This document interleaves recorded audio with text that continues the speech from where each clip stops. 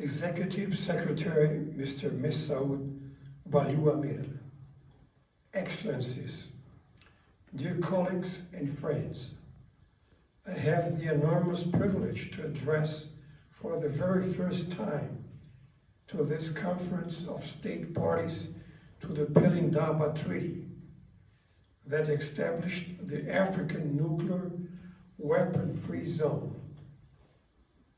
Earlier this year, I also had the honor to participate in the commemoration of its 25th anniversary of its opening for signature. For this reason, I am more than happy to deliver a brief message to all 51 state parties to the Treaty of Pelindaba. Dear friends, the nuclear weapon-free zones in Africa and Latin America constitute two successful stories of strong political will, historical pacifist advocacy, and determination of its states parties to constitute within territories zones of peace, nuclearly demilitarized, and to banish forever nuclear weapons and nuclear tests. However, much still has to be done in order to recover all the contaminated areas and to compensate the victims of nuclear tests in Africa. For this reason, you can certainly count on the 33 member states of OPANAL to support this cause and to jointly call those nuclear-armed states that tested nuclear weapons to clean and recover the vast contaminated areas and alleviate the suffering of the victims. Dear friends, AFCONE and OPANAL are two of the three fully functioning specialized agencies, alongside with our dearest friends from the South Pacific, created by a nuclear weapons-free zone intended to ensure compliance with the zone's objectives, and its activities are entirely devoted to nuclear disarmament and non-proliferation.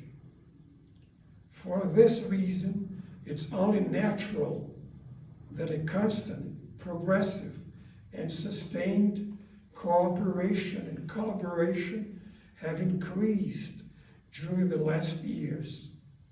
In this context, I would like to thank the Executive Secretary of AFCON, Mr. Messaoud Amir, for taking the lead and negotiating with OPANAL a memorandum of understanding that will set the basis for our future and long-term cooperation and collaboration.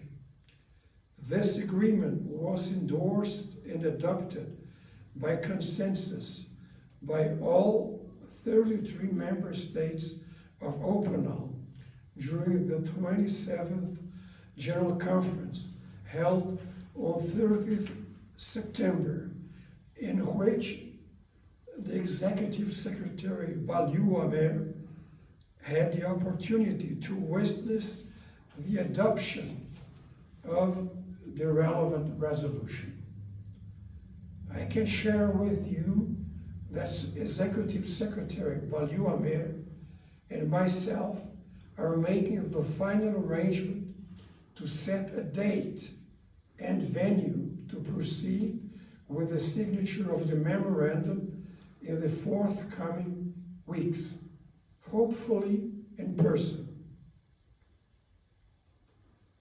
Dear friends, to finish my intervention, let me reiterate the support of OPANAL and its 33 member states to continue strengthening the norm established by the nuclear weapon-free zones. Also, I call upon all parties to the Treaty of Pelindaba to join the other nuclear weapon-free zones and make the necessary efforts to convene the fourth Conference of Nuclear Weapons-Free Zones and Mongolia.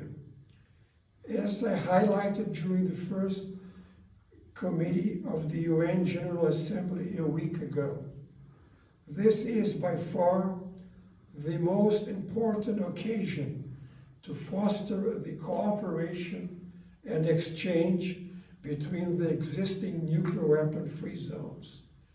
It would be a real tragedy if further postponed, let alone not convening the conference. I wish you fruitful discussions and all the best in your endeavors. I thank you for your attention.